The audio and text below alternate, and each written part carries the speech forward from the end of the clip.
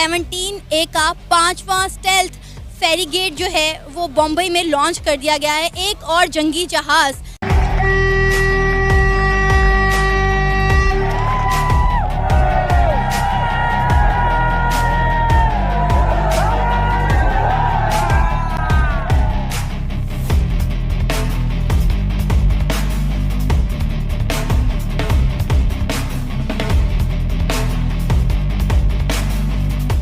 Actually आप देखें India के सर पे जो है वो जंगी जुनून सवार है। आप देखें कि 10 साल के अंदर 11वें नंबर से इकानमी 5 नंबर पे आ गई। ये कहते हैं कि हमने मुहाजिरीन को रखा हुआ है, रिफ्यूजीज को रखा हुआ है। यहाँ पे वो हुए किसकी वजह से मुहाजिर, वो किसकी वजह से रिफ्यूजीज हुए? कि 1947 में हुआ ये था कि उन्होंने रशिया के साथ मिलकर एक सनती इनकलाब लेकर आए थे भारत में। आपने 1947 से कैपिटलिस्ट सोसाइटी के पीछे आए, आप इंपोर्टेड चीजों का शौक हुआ आपको।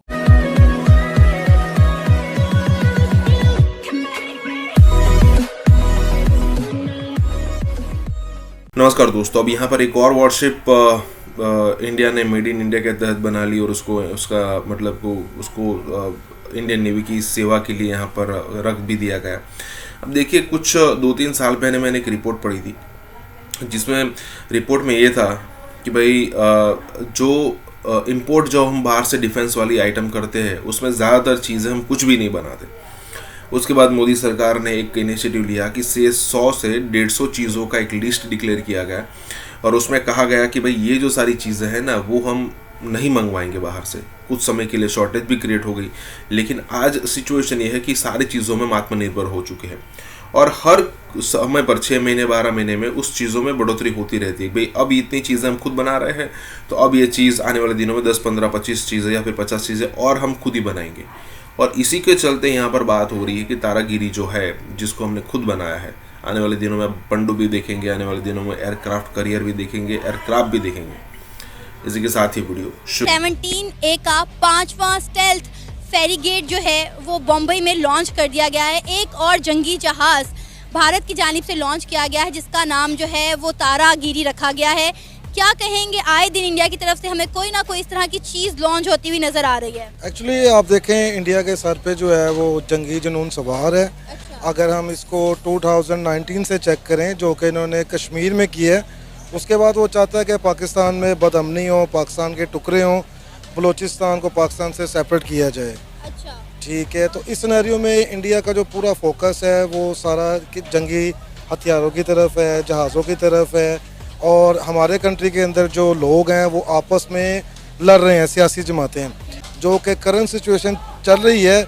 इंडिया चाहता है कि वो हमें सोशली भी पीछे करे, हमारे दरमियान लड़ाई झगड़े करवाए और उसके अलावा इंडिया की ख्वाहिश ये है कि हम पॉलिटिकल आपस में लड़ते हैं सियासी पार्टीज़।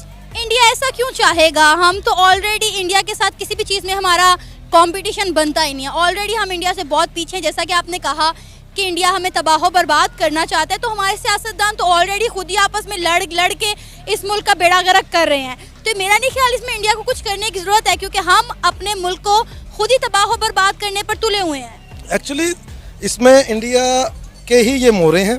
आप देखें, चेक करें, जो भी हमारी पॉलिटिकल पार्टीज़ हैं जो कि पिछले 35 ईयर्स के साथ गवर्नमेंट करते हुए आ रहे हैं, इन सब का एक एजेंडा नहीं है। अगर आप इंडिया में चेक करते हैं, बीजेपी की गवर्नमेंट जो है उनका एक एजेंडा है, वो अपने मुल्क के लिए बात करते हैं। अगर आप रिसेंटली इनका एक फॉरेन मिनिस्टर जो कि यूरोप के टूर पे गए थे, वहाँ पे उनसे सवाल हुआ कि आप अपना रशिया के साथ जो कॉन्ट्रैक्ट है उसको कैंसिल क्यों नहीं करते। वहाँ उन्होंने सिंपल सी एक बात की है कि यूरोप अपना गैस का जो प्रोजेक्ट है वो रशिया के साथ कैंसिल करेगा तो हम भी कैंसिल कर देंगे। उनका मुफाद अपनी आवाम है। हमारे जो पॉलिटिशियंस हैं इनका मुफाद आवाम नहीं है, इनके अपने ज़ाती मुफाद हैं। इनका अगर आप चेक करें, हमारी कौन सी पार्टी है जिसके बच्चे पाकिस्तान में रहते हों और वो हुकूमत भी पाकिस्तान में कर रहे हों। आपकी यह हुकूमत करते हैं पाकिस्तान में, जैसे गवर्नमेंट जाती है ये बाहर भाग जाते हैं। देखिए जी, पाकिस्तानी जो है ना, मैं एज अ पाकिस्तानी खड़ा हूँ, बात बंदा सीधी करे, हक की करे। पाकिस्तानियों ने हमेशा अफ़गानियों को ना मेरे हिसाब से ना अपने से कमतर समझा है। अब आप अपनी सियासत देख लें, तारीख़ देख लें, जब कभी हमें अपना मफाद नज़र आया है, पहले अब देख लें जब रूस आया मैं था। आपकी बात काट रहा हूँ, मैं आपको एक चीज़ इधर ऐड कर दूँ। इन्होंने कहा पाकिस्तानियों ने अफगानियों को हमेशा अपने से कम समझा। उसकी एग्जांपल थोड़ी सी ये है, हाँ ये नहीं मैं कहता कि 100% पाकिस्तानी ऐसा करते हैं, लेकिन काफ़ी हद तक किया जाता है। उसकी एग्जांपल ये अभी मैच जब हार रहे थे अफगानिस्तान वाले पाकिस्तान से, तो वीडियोज़ ऐसे चल रही थी, ओ ये मूँगफली बेचने वाले, ये छल्ली बेचने वाले, ये भुट्टा बेचने वाले, तंदूर वाले जो लोग हैं वो हमारे से मैच जीतेंगे। हालांकि बड़ी एक हैरत वाली और जाहलाना बात है ये। हाँ जी, और उनको हमेशा हम बेवकूफ़ के तौर पे समझते हैं कि जब भी कोई बेवकूफ़ाना बात हो उसको पठानों पे डाल दो, लतीफ़े देख लें। हाँ जी, और दूसरी बात यह है कि जब कभी पाकिस्तान को जहाँ पे अपना मफाद नज़र आया ना, चाहे वो जब रशिया आया तो अमेरिका के साथ मिलके अफ़गानिस्तान में खामखा की टांग अड़ाई है उसने। अगर टांग नहीं अड़ाई तो अमेरिका को मौका दिया है कि वो अफ़गानिस्तान के ऊपर अटैक्स करे, जो कि हमारा बनता नहीं है। ये बात हमारे हुक्मरान इमरान खान साहब की बात करें, वो भी इस चीज़ को एक्सेप्ट कर चुके हैं कि हमने बिला वजह अफगानिस्तान के जो मामलात हैं उसके अंदर इंटरफेयर किया है। बिल्कुल हमने इंटरफेयर किया और हमारे इस वजह से अफ़गानियों ने बहुत नुकसान उठाया। और उसके बाद हम बात करते हैं कि हमारे भी तो मरे हैं। देखिए वो कोलेटरल डैमेज है। जब आप इस तरह के मामले में टांग अड़ाएंगे तो ज़ाहिर बात है कोई नुकसान आपको भी होगा। और फिर हम कहते हैं कि हमने उनके महाजरीन को रखा हुआ है। भाई वो मुहाजिर हुए कि आपकी वजह से हैं। आप अगर ऐसी हरकतें ना करते, अगर आपकी फॉरेन पॉलिसी अच्छी होती, आप उनको एक नेबर मुसलमान तो चलो हम कहें, और इंसानियत की बात कर लें। हाँ, जब आप उनको उनके ऊपर जुल्म के ऊपर जो उन पे जुल्म हो रहा है, अगर आप वो आपके ज़रिए हो रहा है तो उनके लिए उनको दिल में आपके लिए नफरत तो होगी ना। तो डेफिनेटली आएगी। ये बड़ी बात है, ये बड़ी बात है। उन्होंने जो बात की है, उन्होंने ये कहा कि आप ये कहते हैं कि हमने महाजरीन को रखा हुआ है, रिफ्यूजीज़ को रखा हुआ है। यहाँ पे वो हुए किसकी वजह से मुहाजिर, वो किसकी वजह से रिफ्यूजीज़ हुए, ये एक पॉइंट है। इसका आंसर अगर किसी के पास है तो कमेंट में जरूर बताइएगा। आप बात लेकिन सर साथ साथ जैसे मैंने कहा कि ओआईसी की जो कंट्रीज हैं जिन्हें ये बड़ा ब्रदरली इस्लामिक कंट्रीज कहा जाता है और कहा जाता है जी हमारे साथ जो मजहब की बेस पे खड़े हुए हैं, लेकिन वो हमारे बजाय मुझे तो लगता है भारत के साथ ज्यादा खड़े हुए हैं। और चाहे उनकी फॉरेन पॉलिसी कह लीजिए भारत की या कोई भी बात कह लीजिए, ऐसा क्योंकि यहाँ तो बहुत कहा जाता है ना, भारत की गवर्नमेंट को उल्टा सीधा बोलते हैं, लेकिन वो इस्लामिक कंट्रीज उनको अवार्ड देती रहती है सारे टाइम। तो आपको क्या लग रहा है कि क्यों वो आगे कैसे बढ़ रहे हैं और हम नहीं बढ़ पा रहे? नहीं देखिए, उसमें वजह ये है आरजू, आप देखें कि 10 साल के अंदर 11वें नंबर से इकॉनमी 5 नंबर पे आ गई और उनकी पॉपुलेशन इतनी है और दुनिया के अंदर जो वेस्टर्न कंट्रीज है वहां उनकी आबादी श्रिंक हो रही है, इंडिया की आबादी बढ़ रही है। आप आने वाले दिनों में कोई ऐसी जगह नहीं बचेगी दुनिया में जहां आपको भारतीय सिटीजन नजर ना आए। ये जाएंगे, फिर उनके इंस्टीट्यूशन ऐसे हैं, तालीमी उनका स्टैंडर्ड बहुत अच्छा है। और आखिरी बात मैं यह अर्ज करूंगा इस रेफरेंस से आरजू कि 1947 में हुआ यह था कि उन्होंने रशिया के साथ मिलकर एक सनती इनकलाब लेकर आए थे भारत के अंदर। उन्होंने इंपोर्ट के ऊपर पाबंदी लगा दी थी, गाड़ियां अपनी, रेफ्रिजरेटर अपने, हर चीज अपनी, ट्रक अपने, हर चीज। उसका फायदा आज उनको नजर आ रहा है। आपने 1947 से कैपिटलिस्ट सोसाइटी के पीछे आए, आप इंपोर्टेड चीजों का शौक हुआ आपको, और अब आपने हर चीज ही आउटसोर्स कर दी है। सारी की सारी गवर्नमेंट जो है वो आप बाहर के आपकी इंपोर्टेड होती है। और आपने तरक्की भी की है, पाकिस्तान में नहीं की, दुबई और यूरोप में की है, बहुत तरक्की की। पाकिस्तानियों ने लूट मार की बहुत जायदादें बनाई।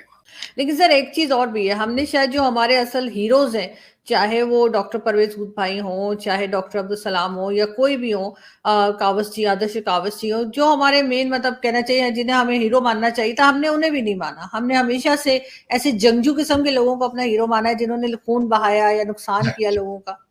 नहीं, एग्जैक्टली उसमें जिनको आप हीरो अपना मानते हैं वो पाकिस्तानी ही नहीं, वो लुटेरे थे भाई, वो लूटने आए थे और बजोरे तलवार आपको, हालांकि कन्वर्जन मैंने आपको कई दफा कहा, कन्वर्जन बाय फोर्स नहीं होती किसी मसले में। उन्होंने आप पे टैक्स लगा लगा के आपको मार मार के उन्होंने मुसलमान किया आप, और वो लुटेरे थे, लौट के हर चीज काबुल ले जाते थे। यहां से औरतें ले जाते थे, वहां औरतों के बाजार लगते थे काबुल। आप उनको अपना हीरो मानती हैं, जंगजू उनको आप कहते हैं हीरो। यही तो अलमिया है। मैंने आपको अर्ज की थी आरजू, मुझे अमेरिका में आकर दोबारा हिस्ट्री पढ़नी पड़ी। आपके जितने हीरो हैं सारे फॉरेन इन्वेडर हैं। वो फॉरेन इन्वेडर मैं मानता हूं। मुझे ये बताएं, कसरते मैनोशी, शराब की ज्यादती की वजह से कई सबकी ज्यादतियां हुई। 300 औरतें उनके हरम के अंदर होती थी। इस्लामिक ये आपका टच है, ये इस्लाम बता रहा है। आप शराब पिए, आप 300 औरतें रखें आप बगैर निकाह के, वो आपके हीरो हैं। वो आप किन हीरो की बात कर रहे हैं?